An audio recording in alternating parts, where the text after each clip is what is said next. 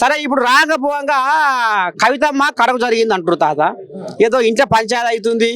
మరి ఈ పంచాయతీ ఏమిటికి వచ్చే, ఎట్లా వచ్చే, దేనికోసం ఈ పంచాయతీ పుట్టే ఈ కలంపము? విధంగా చెప్తాను కదా, అంటే కవితమ్మ చేసిన పని కూడా అంత మంచిది ఏం కాదు. ముందు చరిత్ర చెప్తాను. ఏం చేసిందా? ఏం చేసింది? ఒక మహిళ అయి ఉండి లిక్కర్స్ ఏం వద్దనేటోళ్ళు మన ఇళ్ళల్లో ఆడోళ్ళు వద్దు తాకే అంటారు, బంద్ పెట్టు అంటారు. ఆమెనేమో తాగుమని అంటే ఎంత పెద్ద దుర్మార్గమైన పని. మరి ఇప్పుడు జోరుగా మళ్ళీ రేపో మాపో ఆమె యాత్ర చేసేందుకు పోతుంది కదా. సిద్ధంగా ఉండురి ఓ విద్యావేత్తలారా, సిద్ధంగా ఉండురి ఓ మేధావులారా. రాష్ట్రం అంతా అల్ల కల్లోలం అవుతుంది, బీసీలకు అన్యాయం జరుగుతుంది. మళ్ళా నేను బాట పట్టినా అందరు రారే, మాయ పోటువ లేకుండా ఏం లేదు. నేను మీ ముందు వరుసలో ఉంటా, మీరు నా వెనకంగా రారి, నా తోక పట్టుకొని రారి, ఏదో ఒకటి సాధిద్దాం ఉంటుంది.